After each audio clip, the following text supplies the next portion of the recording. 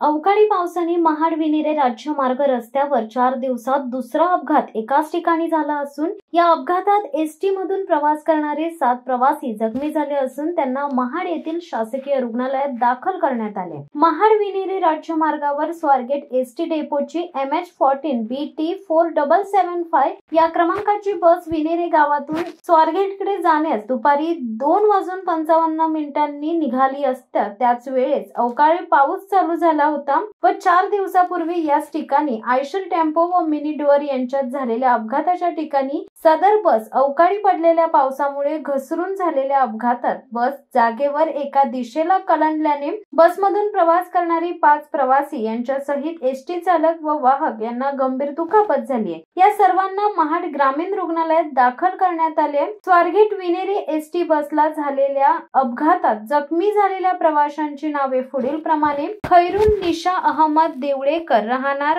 भोमजई वय वर्ष 55, निशा घाडके वय वर्ष 9 राहणार रुपवली, सुजाता यादव राहणार विनेरे वय वर्ष 49, सुरेश यादव वय वर्ष 60, धनश्री यादव वय वर्ष 27, मुरलीधर भोपळे वय वर्ष 36, जयश्री वाघमारे वय वर्ष 41। स्वारगेट विनेरे या एसटी बसला झालेल्या अपघातात या बसमधून 15 प्रवासी प्रवास करीत होते, त्यापैकी चालक व वाहकासहित 7 प्रवासी जखमी झाले असून त्यांना महाड ग्रामीण रुग्णालयात वैद्यकीय उपचारासाठी दाखल करण्यात आले। याबाबत महाड तालुका पोलीस ठाण्याचे पोलीस अधिक तपास करीत आहेत।